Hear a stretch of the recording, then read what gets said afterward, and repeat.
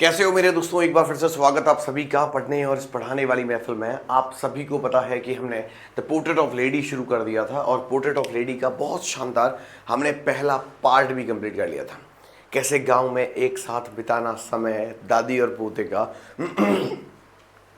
दादी का सुबह सुबह रोज स्क्रिप्चर्स पढ़ना, सुबह सुबह रोज बच्चे को ट्रीट करना, बच्चे को स्कूल के लिए तैयार करना, उसको उसको ड्रेस पहनाना, उसको स्नान करवाना, उसको उसकी स्कूल की चीज़ें देना, and all those things actually were not normal things for that particular boy, है ना।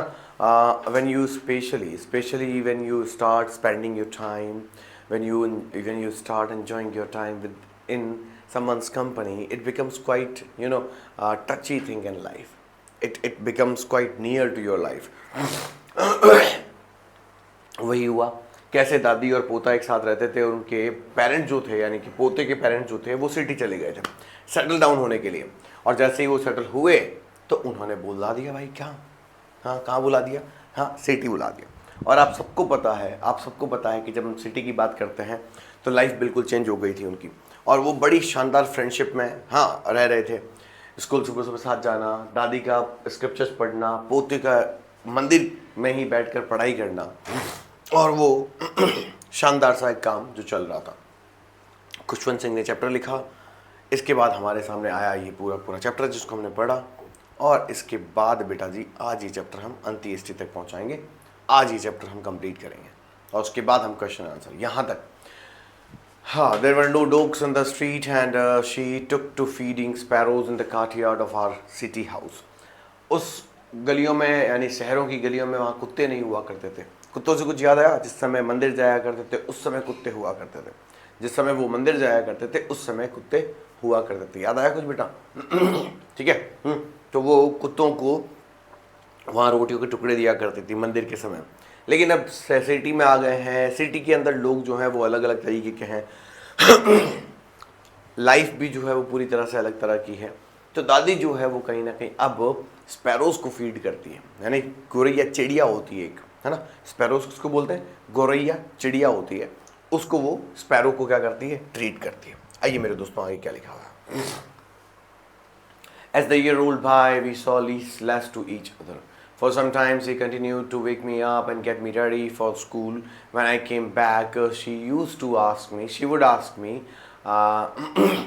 what the teacher had taught me. क्या लिखा हुआ है? कह रहे हैं कि जैसे जैसे आगे समय बीता, जैसे जैसे समय आगे बीतता गया। Years rolled by का मतलब है spent, हाँ years spent। जैसे जैसे ईयर्स स्पेंट हुए, यानी कि आगे कहानी बढ़ी। हम एक दूसरे को अब बहुत कम देख पाते थे। क्यों भाई? क्योंकि अब लड़का स्कूल में जा रहा है तो वहाँ पर कहीं ना कहीं क्या है, हाँ मॉडर्निटी है। हालांकि दादी आज भी मुझे सुबह सुबह उठाती है, वो मुझे तैयार करती है, ठीक है, वो स्कूल के लिए मुझे भेजती है, सब बढ़िया है ना। When I came back, she would ask me what the teacher had taught me. पर जब भी मैं स्कूल से आया करता था वो मुझे पूछा करती थी। टेंस के अंदर याद रखना बेटा, मैंने हमेशा बताता हूँ कि ये देखो ये क्या लिखा हुआ है, सिंपल पास्ट लिखा हुआ है। अरे बोलो हाँ या ना। और उसके बाद मैंने कहा अगर पास्ट के साथ कॉम्बिनेशन बनेगा तो क्या लगाओगे? वुड प्लस वर्ब की third form, sorry first form. याद आ रहा है कुछ?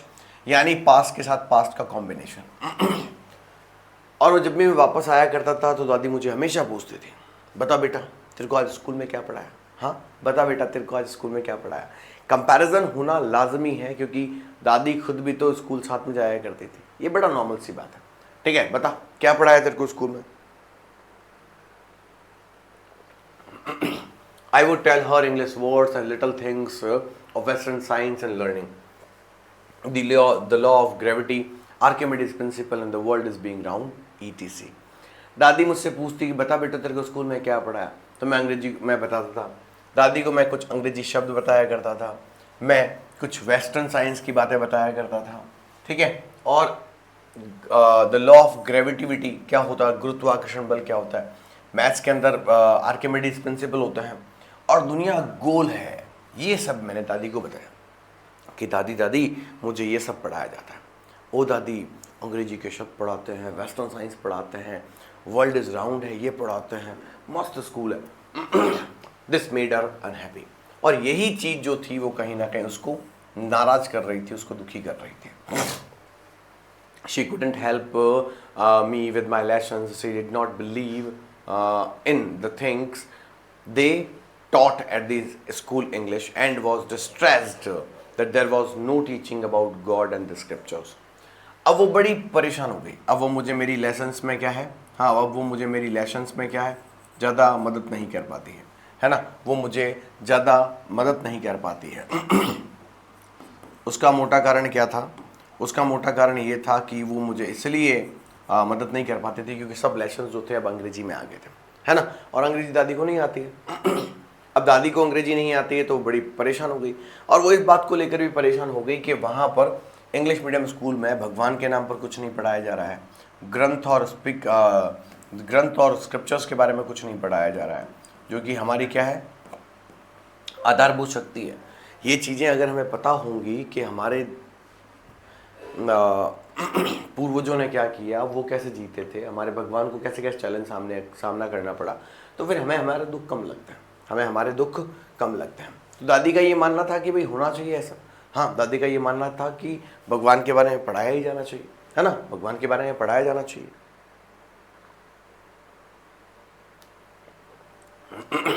एक बात याद रखना दोस्तों, या एक सजेशन के तौर पर आपको एक बात कहता हूँ, याद रखिएगा कि अपनी ज़िंदगी के अंदर आपको अपने दुख कम करने हो, यदि आपको अपनी ज़िंदगी के दुख कम करने हो मेरे दोस्तों, तो याद रखिएगा कि आपकी ज़िंदगी में कम से कम 2 चीज़ों का होना ज़रूरी है, 3 चीज़ों का होना ज़रूरी है। एक, आपको अगर ये पता करना हो कि मेरी ज़िंदगी में बहुत दुख है ना, और मैं बहुत भुगतभोगी इंसान हूँ, मुझे तो भुगतना पड़ता है, तो एक काम करना बेटा, रामायण देख लेना। क्या देख लेना? रामायण देख लेना। आपको पता चल जाएगा कि उनसे बड़ा दुख किसी का था ही नहीं। उसके भी अलावा कृष्ण भगवान का कृष्णा एक नाम चैनल आया करता था, सीरियल आया करता था, वो देखना, आपको पता चलेगा कि उसमें भी दुख बहुत ज़बरदस्त है। जब आपको लगे कि मेरी घर में शांति वगैरह नहीं है, ये क्या चल रहा है, तो महाभारत देख लेना, पता चल जाएगा आपको कि लोगों के घर में शांति बहुत कम हुआ करती थी, हमारे घर में तो फिर भी है। और अगर ज़िंदगी को सुलझाना हो मेरे लाल, ज़िंदगी को सुलझाना हो आपको कि मैं अपनी ज़िंदगी सुलझाना चाहता हूँ, तो श्रीमद् भागवत गीता जो है वो आप ध्यान रखिएगा। श्रीमद् भागवत गीता जो है वो ज़िंदगी में खाना भी कैसा खाना चाहिए वो भी आपको बताते हैं। ये 4 बातें आप ज़रूर ध्यान रखिएगा ताकि आपकी ज़िंदगी में इम्प्रूवमेंट हो सके, है ना।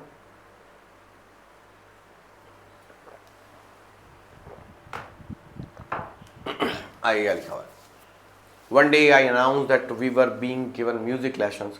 She was disturbed. To her, music had lived association. It was the monopoly of harlots and beggars and not meant for gentlefolk. Gentlefolk का मतलब होता है आम लोग. She said nothing but her silence meant disapproval. She rarely talked to me after that.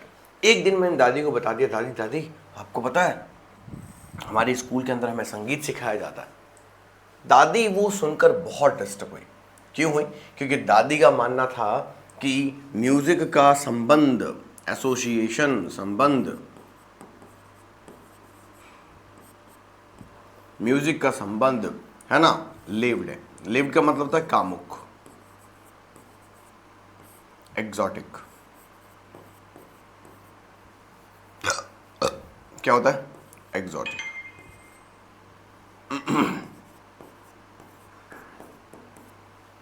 ठीक है, उनका संबंध एग्जॉटिक है। It was the monopoly. Monopoly का मतलब होता है अधिकार या मैं कहूं तो एकाधिकार, डोमिनेंस। ठीक है बेटा, ऑफ हार्लोट्स। हार्लोट्स क्या होता है? हार्लोट्स होता है प्रोस्टिट्यूट। ये लिखा हुआ वर्ड है, देखो ये प्रोस्टिट्यूट, जिसे हम बोलते हैं वैश्य। ठीक है, and beggars and not mean for gentlefolk. दादी का मानना था कि म्यूजिक का आम इंसान से क्या लेना देना है भाई। इसका मतलब होता है कॉमन पीपल। क्या लिखा हुआ है वहां? ये लिखा हुआ आ रहा है कि आम लोगों से म्यूजिक का क्या वास्ता है। म्यूजिक तो भीख मांगने वाले लोगों का पेशा है, उनका एकाधिकार है। और जो वैश्याएं होती है, वैश्यालय चलाती हैं, हाँ, उनका वहाँ काम होता है। वैश्या का मतलब होता है बेटा the lady who earns money by selling her body, ठीक है, जो अपने शरीर को बेच कर क्या करता है, पैसा कमाती है, उसे हम हार्लोट बोलते हैं, ठीक है बेटा। अब क्या होता है, she said nothing but her silence mean disapproval. उसको समझ में तो कुछ, वो उसने बोला तो कुछ नहीं, लेकिन उसकी शांति ही डिसअप्रूवल थी। और डिसअप्रूवल का मतलब होता है आप किसी के संग जब सहमत नहीं होते हैं उसे डिसअप्रूवल कहते हैं। She rarely talk to me after that. उस दिन के बाद दादी ने मुझसे बहुत कम बात करना शुरू कर दिया। नहीं, दादी और मेरे बीच में बहुत कम बात होते थे। When I went up to university, I was given a room of my own. The common link of friendship was snapped. क्या लिखा हुआ है? My grandmother accepted her speculation with resignation. She rarely left her spinning wheel to talk to anyone. From sunrise to sunset, she sat by her spinning wheel, a wheel spinning and reciting prayer. उसके बाद मैंने university join कर लिया, यानी कि उसका school complete हो गया और फिर वो यूनिवर्सिटी जाने लग गया, ठीक है, अच्छी हायर पढ़ाई के लिए। फिर वो कहता है कि सही बताऊं तो यूनिवर्सिटी में मुझे मेरा ही कमरा दे दिया गया। इसका मतलब सिंपल सा है, दादी और पोता जिस रूम में रहा करते थे, वापस समझा देता हूँ, जिस रूम में रहा करते थे, ठीक है बेटा, उसी रूम में दादी और पोता जिस रूम में रहा करते थे उसी रूम में, हाँ उसी रूम में अब वो एक साथ नहीं रह रहे। यूनिवर्सिटी में उसको उसका प्राइवेट रूम दे दिया गया है। इसका मतलब अब वो बच्चा घर पे भी नहीं आता है ना, वो बच्चा घर पे भी नहीं आता है। वो 15, 20, 30 दिन से एक बार घर पे आता होगा या फिर संडे घर पे आता होगा। तो अब देखो 7 दिन साथ में बिताने वाले लोग जो हैं 7 दिन साथ में बिता रहे हैं, इवन संडे भी साथ में है। फिर वो कभी कभी 7 दिन में से 3 दिन हो जाता है, चलो कोई बात नहीं, बच्चे का चेहरा तो देखा। अब 7 दिन में से एक दिन मुंह दिखेगा, क्योंकि वो बच्चा हमेशा के लिए चला जाएगा। आप सोच के देखो, आपके घर के अंदर मेरे बेटे, आपको पता है आपके माँ बाप जो बूढ़े लोग हैं ना, उनके लिए आप लोग ना सबसे बड़ा सोना चांदी हो। आप लोग सबसे बड़ा सोना चांदी हो। घर में छोटा बच्चा होना इजिकल टू बीमारियाँ, बड़े बुजुर्गों के लिए बीमारियों को यानी दवाइयों को दूर रखना है। यानी वो अपने घर के अंदर वो बीमार नहीं पड़ते हैं, वो खुश रहते हैं। वो क्या करते हैं बेटा, वो खुश रहते हैं। कैसे खुश रहते हैं सर? खुश रहते हैं कि मतलब ये है कि जब छोटे छोटे बच्चे उनके साथ खेलते हैं, कूदते हैं, वो हंसते हैं, वो बातें करते हैं, उनसे खेलते हैं, है ना, वो एक खिलौना है, वो एक खिलौना है। तो घर में जब चंचलता रहती है ना तो इंसान खुश रहता है, लेकिन ये चंचलता अब खत्म हो गई है, ठीक है। The common link of friendship was snapped. कह रहा है कि एक आम धागा जो था ना हम दोनों के बीच में, है ना, फ्रेंडशिप का, वो भी अब टूट गया था, वो भी अब टूट गया था, ठीक है, हाँ वो भी अब टूट गया था। बात समझ में आई? My grandmother accepted her seclusion with resignation. मेरी दादी अम्मा ने, सही बताऊँ ना तो अब कहीं ना कहीं एकांत को झेल लिया था, ठीक है, हाँ उन्होंने रेजिग्नेशन दे दिया था। सबको पता है रेजिग्नेशन देने का मतलब नौकरी छोड़ देना होता है। तो मेरी दादी ने, सही बताऊँ तो, शांति धारण कर ली थी, है ना, और एकांत, वो एकांत आइसोलेशन को रेजिग्नेशन के साथ स्वीकार कर लिया था। She rarely left her spinning wheel to talk to anyone. वो बहुत मुश्किल से ही, हाँ, कोई स्पिनिंग व्हील किसी से बात करते समय छोड़ती थी। सुबह से लगाकर शाम तक सिर्फ और सिर्फ स्पिनिंग व्हील चलता था, है ना। हाँ, स्पिनिंग व्हील क्या होता है पता है ना? व्हील, वो चरखा जो गांधी जी चलाया करते थे, वो वाला चरखा, है ना, इस तरह से वो आता था, ऐसे ऐसे करके हुआ करता था, जिस धागा बनाता बढ़ता करता था, याद है ना, है वो चरखा चलाया करती थी। और वो सुबह से शाम तक यही करती थी और सिर्फ मन के अंदर रिसाइट करती थी प्रेयर्स को। बेटा रिसाइट का मतलब होता है बोलना इनऑडियबली, जिसे हम अटर कहते हैं, है ना, यानी इनऑडियबली जब आप मन में बोलते हो उसे बोलते हैं रिसाइटिंग। अब क्या था? Only in the afternoon she relaxed for a while to feed the sparrows. While she sat in the veranda, breaking the beads of into little beads, hundreds of little birds collected round her, creating a veritable bedlam of chirpings. Some came and perched on her leg, other on her shoulder, some even sat on her head, and she smiled but never shooed them away. It used to be the happiest half an hour of the day for her. When चलो यहीं तक पढ़ते हैं। अब वो कह रहा है आफ्टरनून में सिर्फ और सिर्फ वो थोड़े समय के लिए फ्री हुआ करती थी। ये अंडरलाइन कर लेना बेटा, ठीक है, ये अच्छे से अंडरलाइन करना। वो आधे घंटे के लिए, हाँ, दिन में क्या हुआ करती थी? फ्री हुआ करती थी ताकि वो गोरैया चिड़ियों को खाना खिला सके। जिस समय वो वेरेंडा में, वेरेंडा मतलब बरामदा, हमारे घर का जो बरामदा होता है उसे वेरेंडा बोलते हैं, ठीक है, वो वेरेंडा होता है, उसके अंदर वो रोटियों के टुकड़ों को क्या कर रही है, तोड़ तोड़ कर दे रही है। Hundreds of little birds collected round her creating a veritable bedlam, ठीक है, वो आसपास में इकट्ठे हो जाते और कहीं ना कहीं एक जबरदस्त वेरिटेबल बेडलम बना दिया करते थे, यानी आवाज करने वाला पागल खाना, जहां पर बहुत सारी आवाज आती हो, मैंने क्या बोला, जहां पर बहुत सारी आवाज आती हो, ठीक है, और उस आवाज का पागल खाना बना दिया था, ठीक है, उस आवाज का पागल खाना बना दिया था of chirpings. Some came and perched on her leg, other on her shoulders, some even sat on her head. कुछ तो उसके सर पर आके पैर पर बैठ जाते, कुछ उसके कंधे पर बैठ जाया करते थे, और कुछ दादी के सर पर ही पक्षी आकर बैठ जाया करते थे, यानी कि चिड़िया आके बैठ जाती थी। लेकिन दादी कभी भी उन्हें सूट देम अवे नहीं करती थी, यानी सूट अवे का मतलब होता है कभी भी उन चिड़ियाओं को उड़ाती नहीं थी। Shoot them away, shoot away का मतलब सू सू करके उड़ा देना। पॉज्ड का मतलब होता है बैठना, है ना, सेट, ठीक है बेटा। It used to be the happiest half an hour of the day for her. When I decided to go abroad for further studies, I was sure my grandmother would be upset. I would be away for 5 years and at her age one could never tell. कहीं ना कहीं यहाँ लिखा हुआ आता है कि भाई अब वो जो थी ना, वो उनके साथ बैठती थी, वही खुश होती थी, वही वो हंसती थी, लेकिन उन्हें उड़ाती नहीं थी। उसके बाद दादी का दिन का सबसे हैप्पीएस्ट आर यही हुआ करता था। इसके बाद जब मैंने अपनी फर्दर स्टडीज़ के लिए अब्रॉड जाने के बारे में सोचा कि नहीं मैं अब अब्रॉड जाऊंगा, है ना, मैं श्योर था कि मेरी दादी अम्मा पूरी तरह से अपसेट हो जाएंगी, है ना। I would be away for 5 years, मैं 5 सालों के लिए बाहर पढ़ने जाऊंगा। And at her age one could never tell, और उनकी इस उम्र में कोई नहीं कह सकता। आपकी बुक के अंदर पहले की जो बुक थी वहाँ पर यहाँ टेल के बाद यहाँ ऐसे एलिप्सिस लगे हुए आया करते थे, डॉट डॉट डॉट, अब शायद नहीं होंगे, हाँ, पर डॉट डॉट डॉट। उनकी इस उम्र में कोई नहीं कह सकता था, क्या नहीं कह सकता, क्या नहीं कह सकता था, उनकी उम्र में कोई नहीं कह सकता था कि 5 साल बाद जब मैं आऊँगा तब वो जीवित भी रहेंगी कि नहीं रहेंगी। उनकी उम्र ज़्यादा थी तो वो सोचता है कि पता नहीं दादी जो है वो जीवित रहेंगी कि नहीं रहेंगी। But my grand mother cut, लेकिन मेरी दादी अम्मा सब कह सकती थी, जानती थी। She was not even sentimental, she came to leave me at the railway station but did not talk or show any emotion. Her lips moved in prayer, her mind was lost in prayer, her fingers were busy telling the beats of her rosary. Silently she kissed my forehead and when I left, I cheered the most imprint as perhaps the last sign of physical contact between us. लेकिन मेरी दादी अम्मा सब कुछ कह सकती थी। दादी अम्मा जब मुझे छोड़ने आई तो बिल्कुल सेंटिमेंटल नहीं हुई, बिल्कुल इमोशनल नहीं हुई, उन्होंने बिल्कुल ही मुझे अपनी भावनाएं नहीं दिखाई, है ना, उन्होंने अपनी भावनाएं नहीं दिखाई।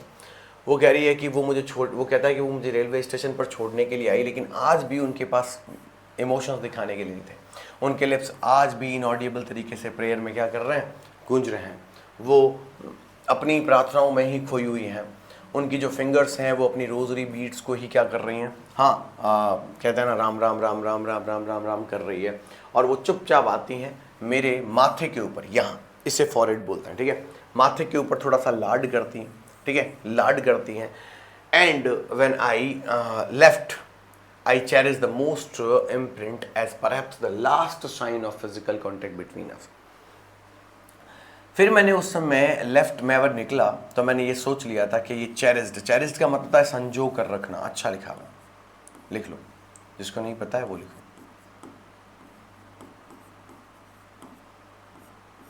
संजो कर रखना, है ना। वो कह रहा है मैं संजो कर रखूंगा क्योंकि मुझे लगता है कि ये हमारे बीच में अभी तक का सबसे मोस्ट इम्प्रिंट होने वाला है फिजिकल कांटेक्ट, और ये लास्ट, ये मुझे लगता है कि मैं जब वापस आऊँगा ना तो मुझे लगता है कि मेरे और दादी के बीच में लास्ट फिजिकल कांटेक्ट है।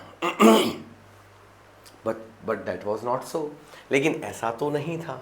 After 5 years I came back home and was met by her at the station. क्या लिखा हुआ है, पर ऐसा नहीं था। 5 साल बाद जब मैं वापस आया, 5 साल बाद जब मैं वापस आया, हाँ, तो दादी वहीं खड़ी थी, दादी वहीं स्टेशन पर खड़ी थी, ठीक है। She did not look a day older. दादी एक दिन भी बूढ़ी और नहीं लग रही थी। She still had no time for words and while she clasped me in her arms I could hear her recite her prayers. आज भी दादी के पास समय नहीं था मेरे से बात करने का, आज भी दादी के पास समय नहीं था मेरे से बात करने का। दादी ने जब मुझे फिर से गले लगाया तो मैं उनके मन ही मन में चलने वाली जो प्रार्थनाएं थी उनको महसूस कर पा रहा था। सिंपल सी बात है दोस्तों। कहते हैं ना कि मैं देखता हूँ कि वो बच्चे कहते हैं कि ना मैंने ये पिक्चर देख के जो है ना रोना आ गया, हॉल के अंदर लोग रो रहे हैं वो मूवी देखकर, सैयारा मूवी देख के रो रहे हैं, आशिकी 2 देख कर रो रहे हैं, ये वाली मूवी देख कर रो रहे हैं, है ना। तो भाई प्यार और मोहब्बत जो है ना, जो ये अट्रैक्टिव है ना, ये अट्रैक्टिव है, ये सुनहरा लम्हा है आपकी ज़िंदगी का। लेकिन कुछ प्यार ऐसे भी होते हैं जो अटूट होते हैं।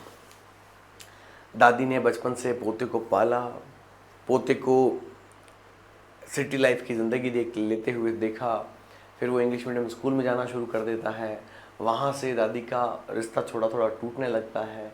कैसे दादी की हंसी खेलने वाला यानी खिलखिलाने वाला, चेहरे पर हंसी लाने वाला वो बच्चा जो है अब उनसे जुदा हो रहा है। वो स्कूल जा रहा है, वहाँ पर वो मदद नहीं कर पा रही है। उस स्कूल के कंप्लीट होने के बाद वो यूनिवर्सिटी जाता है, जहाँ पर उसको उसके ही क्या मिल जाता है, यूनिवर्सिटी जाता है जहाँ पर उसको उसका ही कमरा मिल जाता है। उसके बाद क्या होता है, उस यूनिवर्सिटी के कमरे के बाद क्या होता है, उस यूनिवर्सिटी के कमरे के बाद जब वो अपनी पढ़ाई पूरी करता है ना, फ्रेंडशिप तो वहीं से टूट गई है। फिर वो यूनिवर्सिटी के बाद अब्रॉड जाता है 5 साल के लिए।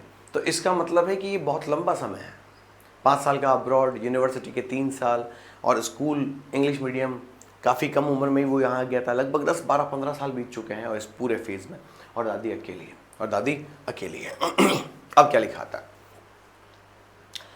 अभी भी दादी जो थी वो जब स्टेशन पर मिली तो मैं देख पा रहा था कि उसकी प्रेयर्स चल रही हैं। Even on the first day of my arrival her happiest moments were with the sparrows whom she fed longer, हाँ, with the frivolous rebukes. फ्रिविलियस का मतलब छोटी मोटी होते हैं, है ना, पैटी। क्या बोलते हैं बेटा, पैटी। रिब्यूक्स का मतलब होती है फटकार, थोड़ा सा चीटेड करना, चीटेड, ठीक है बेटा। In the evening, change came over her. She did not pray. She collected the women of the neighborhood, got an old drum and started to sing. कहता है कि आज जब मैं आया था 5 साल बाद भी, तब भी मेरी दादी के लिए उनकी ज़िंदगी का सबसे सुनहरा पल कौन सा था, वो दोपहर का आधा घंटा। वो दोपहर का आधा घंटा उनके लिए बहुत अच्छा था। समझ में आया कि नहीं आया।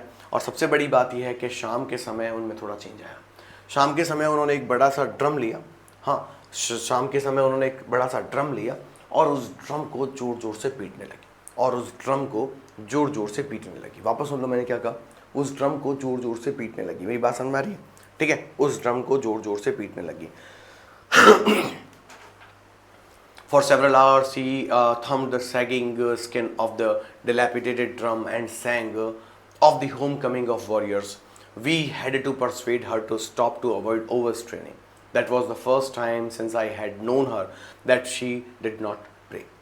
अब कई समय तक उसने थम्बिंग किया। थम्बिंग का पता समझते हो क्या होता है, थप्पड़ मारता ना, थापी मारता ना, थापी। तो उसने क्या किया, वो सैगिंग, लटकती हुई, हाँ, लटकती हुई, डैंगलिंग बोलते हैं इसे,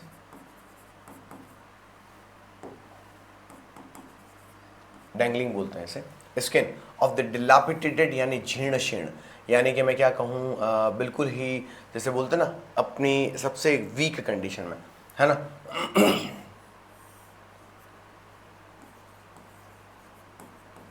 वीकेस्ट कंडीशन, है ना, सब मतलब अबाउट टू एंड है।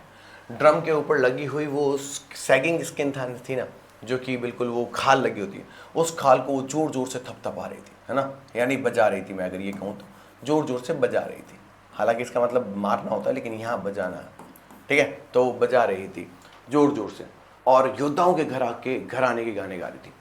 हम जब उन्हें मनाने की कोशिश कर रहे थे, मनाना होता है, परसुएड मतलब मनाना,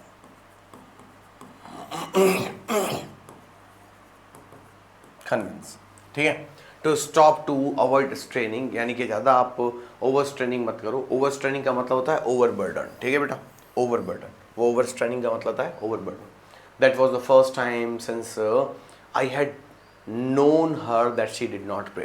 पहली बार ऐसा हुआ था कि पिछले 20-25 सालों से मैं अपनी दादी को जानता हूँ, एक दिन ऐसा निकला था जब उन्होंने प्रे नहीं करी थी। The next morning she was taken ill, अगले दिन वो बीमार पड़ गई। And she was sorry it was a mild fever and the doctor told us that it would go, but my grandmother thought differently. She told us that her end was near. She said that since only a few hours before the close of the last chapter of her life she omitted to pray, she was not going to waste any more time talking to us. अगले दिन दादी बीमार पड़ गई। अगले दिन दादी बीमार पड़ जाती है, एक डॉक्टर आता है, डॉक्टर चेक करता है और ये कहता है कि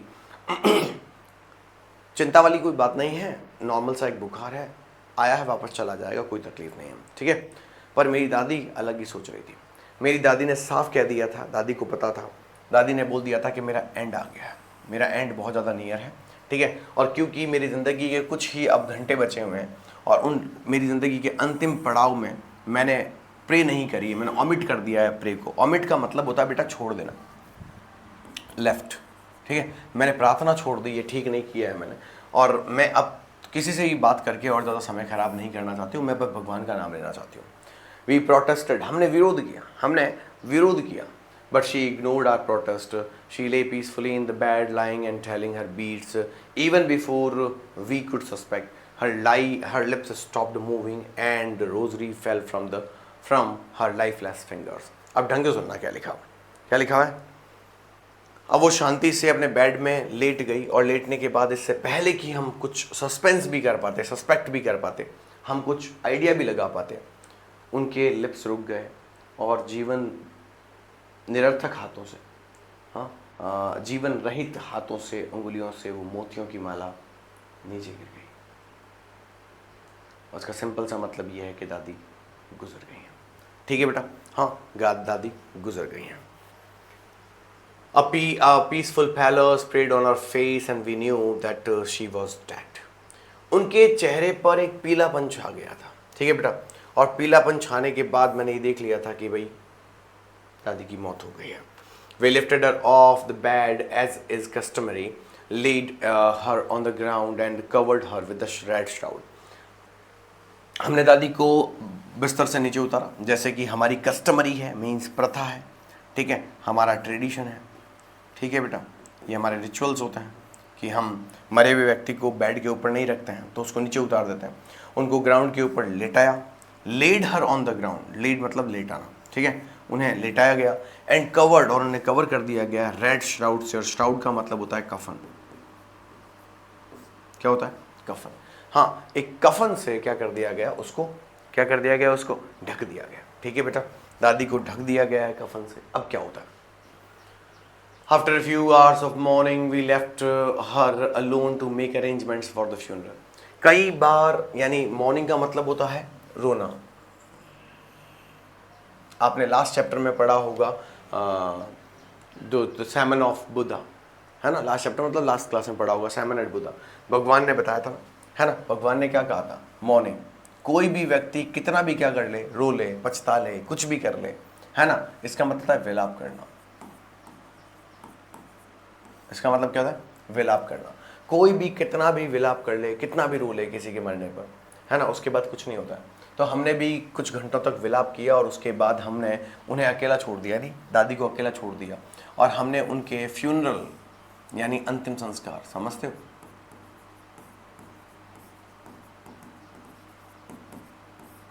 ठीक है, अंतिम संस्कार यानी फाइनल अरेंजमेंट्स या फाइनल अडॉप्ट भी बोल सकते हो, फाइनल अडॉप्ट अरेंजमेंट्स, ठीक है, यानी कहीं ना कहीं वो फाइनल अरेंजमेंट्स देख रहे थे। In the evening we went to her room with a crude stretcher, यानी अर्थी। क्रड यानी कच्चा होता है, स्ट्रेचर मतलब अर्थी होती है। सर क्या बात कर रहे हो, हॉस्पिटल में स्ट्रेचर ही तो होता है? हाँ बेटा, वो आधी अर्थी है, ठीक है, हम क्रड स्ट्रेचर को लेकर जा रहे थे, अर्थी को उनके पास लेकर गए to take her to be cremated, ताकि उनका दाह संस्कार किया जा सके। क्रेमेट्री बोलते हैं कि नहीं बोलते हैं? हाँ, क्रेमेट्री बोलते हैं कि नहीं बोलते हैं? शमशान घाट। तो यहां पर दाह संस्कार, दाह मतलब होता है शरीर, उसका संस्कार करना, यानी कि उसका अंतिम, उसको जलाना, उसको मतलब अंत्येष्टि तक पहुंचाना। The sun was setting and had it lit room and the veranda with a blaze of golden light. We stopped halfway in the courtyard, all over the veranda and in her room, right up to where she lay dead and stiff wrapped in the red shroud. Thousands of sparrows sat scattered on the floor. जब हम शाम के समय उनको लेकर जा रहे थे तो हम रास्ते में रुक गए। शाम को जब सूर्य नीचे की तरफ ढल रहा था तो सीधी रोशनी दादी के कमरे में पड़ रही थी और एक गोल्डन ब्लेजिंग आ रही थी, यानी गोल्डन शाइनिंग आ रही थी। अब यहाँ देखने की कोशिश कीजिएगा मेरे दोस्तों कि यहाँ लिखा हुआ है कि उस वेरेंडा के अंदर क्या है, her room right up to where she laid, जहाँ पर उसका शरीर बिल्कुल अकड़ गया था, वहाँ से लगाकर उसके कमरे तक, ठीक है, हजारों स्पैरोज आते थे, हजारों स्पैरोज आ गए थे, ठीक है, और वो फ्लोर पर बैठे हुए थे। देयर वॉज नो चिरपिंग, उनके बीच में किसी प्रकार की कोई चिरपिंग नहीं थी, ठीक है। We felt sorry for the birds and my mother faced some bread for them. She broke it into little crumbs the way my grandmother used to. मेरी दादी जैसे टुकड़े फेंका करती थी, मेरी मम्मी गई, मम्मी को बड़ा बुरा लगा, वो रसोई से रोटियों के टुकड़े लेकर आती है और सब स्पैरोज को फेंक देती है, और एक भी स्पैरो जो था चिरपिंग नहीं कर रहा था। And threw it to them, the sparrows took no notice to the bread, लेकिन एक भी स्पैरो, मजाल है कि एक भी स्पैरो उन रोटियों के टुकड़ों पर ध्यान दे दे। When we carried my grandmother's crop off, जब हम हमारी दादी की लाश को वहाँ से लेकर निकल लिए, दे फ्लेव अवे क्वाइटली, वे चुपचाप वहाँ से उड़ गए। Next morning the sweeper swept the bread crumbs into the dustbin, और अगले दिन जब हमारे घर पर झाड़ू लगाया गया तो हमारे स्वीपर ने घर के, हाँ, उन्होंने सब रोटियाँ कलेक्ट करी और रोटियों के टुकड़े कलेक्ट करके डस्टबिन में डाल दिए। इसका सिंपल सा मतलब ये निकला मेरे दोस्तों कि वो रोटियों के टुकड़े जो थे, उन रोटियों के टुकड़ों पर बिल्कुल ध्यान नहीं दिया गया, और छोटे छोटे स्पैरोज जो थे, वो छोटे छोटे स्पैरोज या बड़े बड़े स्पैरोज जो भी थे, वो स्पैरोज जो थे मेरे दोस्तों, कहीं ना कहीं वो स्पैरोज दादी को भी फाइनल मॉर्निंग करने के लिए आए थे, यानी कि दादी को भी कहता ना अंतिम संस्कार में अपना योगदान देने के लिए आए थे, अपनी रिस्पेक्ट देने के लिए आए थे। तो ये चैप्टर यहीं ख़त्म हो जाता है मेरे दोस्तों। एक बहुत सुनहरा छोटा सा पल जो कि ज़िंदगी में आप अपने साथियों के साथ, अपने लोगों के साथ, अपने घर वालों के साथ बिताते हैं, प्लीज़ उनकी रिस्पेक्ट करें, उनको सम्मान दें, क्योंकि उनसे बड़ा कुछ भी नहीं है, उनसे बड़ा कुछ भी नहीं है। आप सभी को शायद इस चैप्टर को पढ़ने के बाद अपने घर के बुज़ुर्गों की जो है रिस्पेक्ट थोड़ी आपके मन में बढ़ जानी चाहिए, और मैंने उम्मीद करता हूँ कि थोड़ी कोशिशें करी होगी कि आप सभी लोग जो हैं अपनी दादी को, दादा को, नाना को, नानी को, अपने पेरेंट्स को, उन्हें इम्पोर्टेंस फील करवाइए कि हाँ, आपकी ज़िंदगी में उनकी इम्पोर्टेंस है, और आप अपनी खुद की इम्पोर्टेंस भी उनकी ज़िंदगी में फील करवाइए कि हाँ, मैं बहुत इम्पोर्टेंट हूँ आपकी ज़िंदगी में, है ना दोस्तों। तो बच्चे मुझे आजकल कहते हैं कि मेरे पापा मुझ पर शक करते हैं, मेरी मम्मी मेरे पर शक करती है। बेटा सिंपल सा मतलब है इसका, आपके माँ बाप अगर आप पर शक कर रहे हैं, आपके माँ बाप अगर आपको खुला नहीं छोड़ रहे हैं, इसका मतलब है आपने अपने आप को एक मौका ऐसा दिया ही नहीं, आपने अपने आप को ऐसा एक मौका दिया ही नहीं जिस पर आपके माँ बाप आप पर शक ना करें, है ना। मुझे भी मेरी ज़िंदगी में मेरे पापा ने ऐसे छोड़ा कि जा, तेरे को जो करना है कर, लेकिन कोशिश करना कि मेरी बेइज्जती ना हो। उस खुलेपन ने मुझे आज़ाद तो किया, लेकिन दोस्तों उस आज़ादी ने मुझे कहीं ना कहीं बाउंडेड कर दिया कि no, my father is believing me and my father believes me blindly. I shouldn't make any kind of action which can be hampering or which can hamper his glory, his respect in the society. So always remember, my dear ones, you people are completely obliged and responsible for the faith, for the honesty, for the loyalty that your father, and for the respect that your father and mother, your family has in this society or have in this society. तो आप सभी से सिर्फ इतना ही कहना है, अपने बुजुर्गों का ध्यान रखें, खुश रहें, उनका आदर करें, और बड़ों का सम्मान करते हुए अपनी ज़िंदगी को और अच्छा बनाएं। आप सभी को अगर ये लेक्चर अच्छा लगा हो तो अपने दोस्तों के साथ जरूर शेयर कीजिएगा। थैंक यू सो मच, मिलते हैं अगली क्लास में, तब तक आप मस्त रहें और लास्ट में ज़्यादा ये कहना चाहता हूँ, आप हमारे कोर्सेज से अगर जुड़ना चाहते हैं तो हमारी मारवाड़ी अंग्रेज की एप्लीकेशन को आज ही डाउनलोड करिए, और डाउनलोड करके आप क्लास 9, 10th, 11th और 12th के सभी कोर्सेज आप पा सकते हैं बिल्कुल मिनिमम फीस में, मिनिमम चार्ज में। और उसके अलावा क्लास 11th के लिटरेचर और क्लास 12th का लिटरेचर भी आपको अवेलेबल मिल जाएगा। इसके अलावा हमारी ग्रामर की इन डेप्थ क्लासेस भी अगर आप लेना चाहते हैं तो वो भी अवेलेबल है मेरे दोस्तों, आप उनको भी ले सकते हैं बहुत मिनिमल फीस में, जो कि आपको सिर्फ स्कूलिंग में ही बेहतर नहीं बनाती है, वो आपको जगह जगह बेहतर बनाती है, आपकी लाइफ को लेकर भी आपको बेहतर बनाती है, और आपकी नौकरी को और पुख्ता करने में आपकी भागीदारी निभाता है। थैंक यू सो मच, मिलते हैं अगली क्लास में, बाय बाय।